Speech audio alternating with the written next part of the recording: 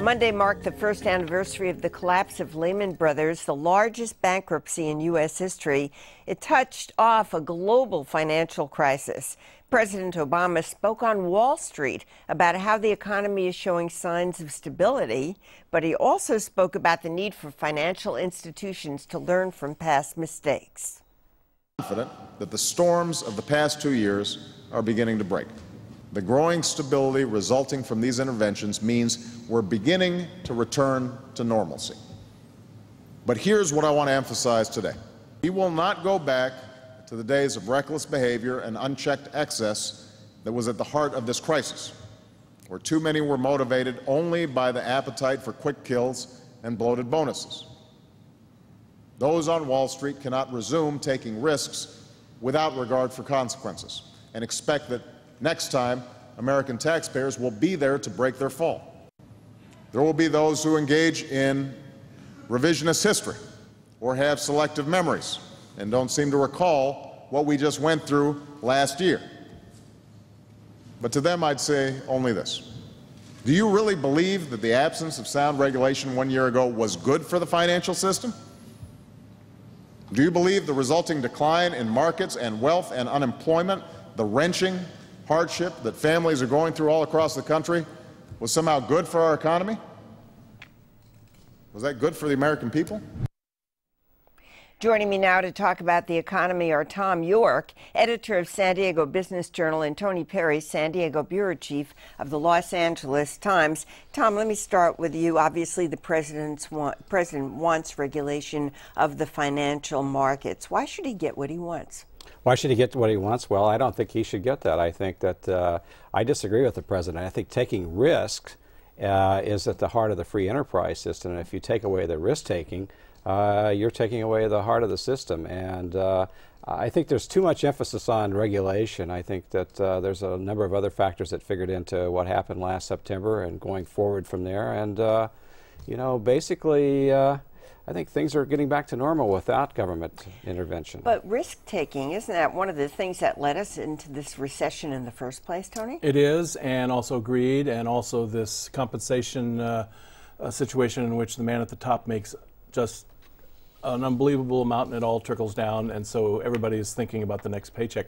I disagree with Tom. I'm big on regulation. I think we've been unregulated and we're now all paying the price. But I also think that regulation alone won't work, and what scares me is that greed will once again be in control, and even if there is regulation, folks who have a certain mentality are going to say, how can I game the system? How can I put myself first, even if it causes heartache to other people?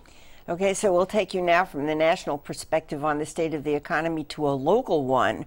On Tuesday, San Diego Mayor Jerry Sanders made what city officials are calling a major speech. Sanders predicts a hard road ahead with an even bigger budget deficit and a lot of tough decisions. And despite all this, his plan is to build, build, and build. Next year's deficit is expected to dwarf all predecessors. And if we're to protect our service levels, we need ideas from every corner of the city. As we look for ways to protect our general fund and the city services it provides, we can't allow our judgment to be clouded by defeatists who think the only response to a weak economy is to abandon our aspirations.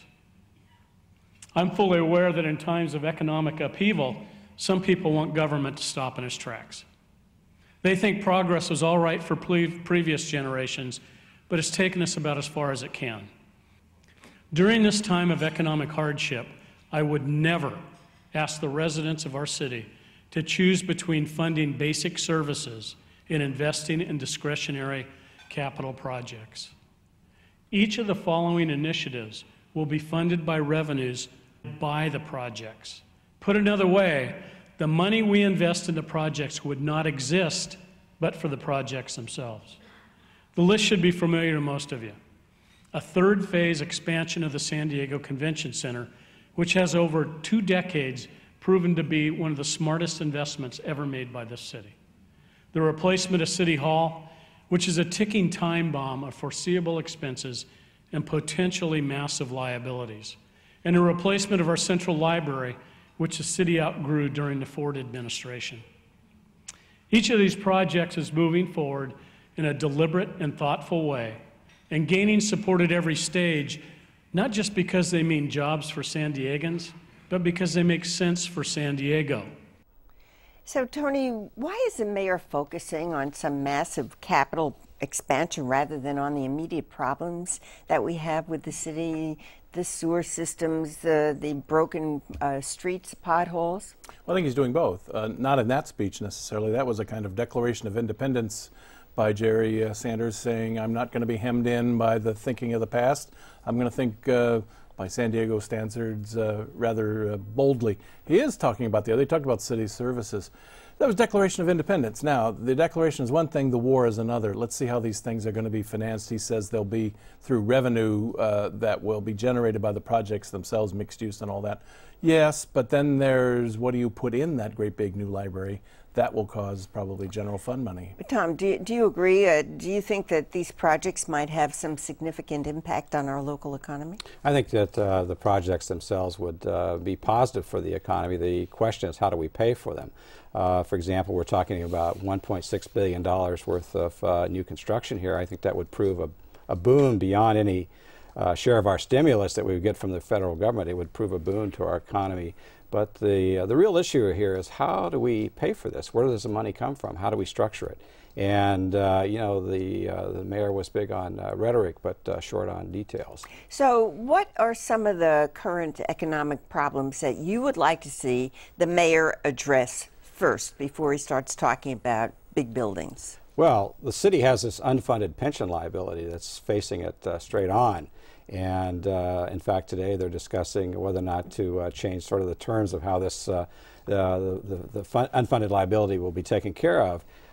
You know, it's a huge problem. It hasn't been solved. It's going to be around for years. And I think that the mayor really needs to focus on dealing with that straight on and getting that solved before moving to more bigger projects. I was thinking about the city council this week not even agreeing on where the homeless are going to be living during the winter. I mean, shouldn't that be a priority for the city council and for the mayor? Sure, it's a priority, what to do this winter and in this year's pension, but I think the out years are also a priority. What are we going to do in the next decade? And as the mayor pointed out, the library has been outmoded since the days of Jerry Ford.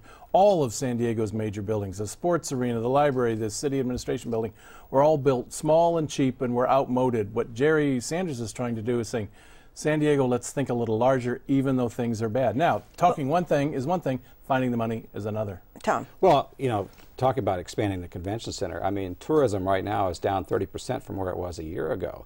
So are we going to go in a time when tourism is down and add further tax burdens onto the tourism industry? It just doesn't make sense at this point in time to do that. It doesn't, but the mayor may also be making another point here. I mean, his whole attitude, his approach during the speech was quite different. Right. It's think big, act big. I think it's okay to say that, but you know, you have to have some details to back it up, and I think the details are sadly lacking here.